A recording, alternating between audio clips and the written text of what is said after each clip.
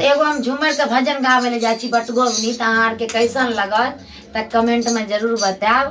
एगो सुंदर सा बटगोवनी है। पायल के बोली साहब कई से हे जी, पायल के बोली साहब कई से पिया जइए परदेसिया राम कई से, पिया जइए परदेसिया राम कई से हे जी, पायल के बोली साहब कई से हे जी, पायल के बोली साहब कई से ते पैया जइए परदेसिया राम कई से, ते पीरा जइए परदेसिया राम कई से। ससुर जी के बोली साम साइले अब, ससुर जी के बोली हम साइले अब, सासू जी के बोला साहब कई से हे जी, सासू जी के बोली साहब कई से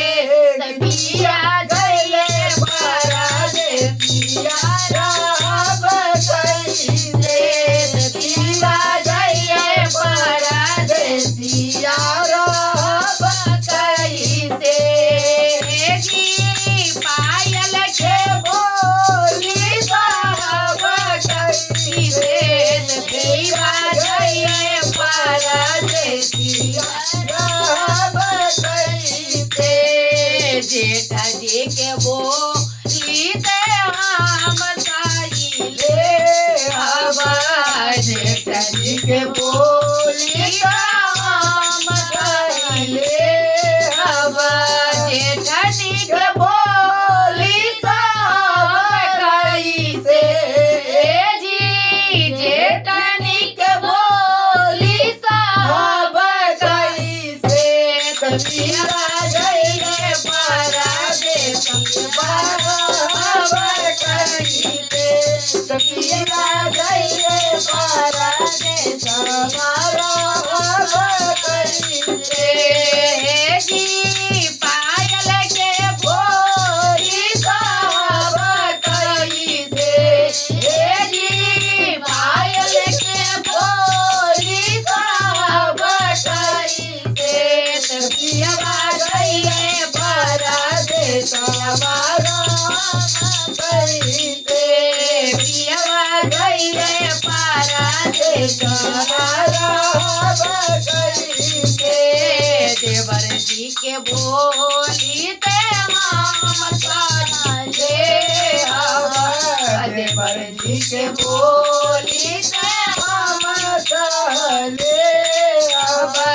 नंदो जी के बोली साहब कई से हे जी, नंदो जी के बोली साहब कई से पिया गइए परदेसिया राम कई से, पिया गइए परदेसिया राम कई से हे जी, पायल के बोली साहब कई से पिया गइए परदेसिया राम कई से, पिया गइए परदेसिया राम कई से। हमारी झूमर गीत अहाँ के कैसन लगल तो जरूर कमेंट बॉक्स में लिखब और जरूर बताओ जे किनका किनका ये बात अच्छा लगल भजन, और ज्यादा से ज्यादा शेयर करबे, लाइक करबे, कमेंट करबे।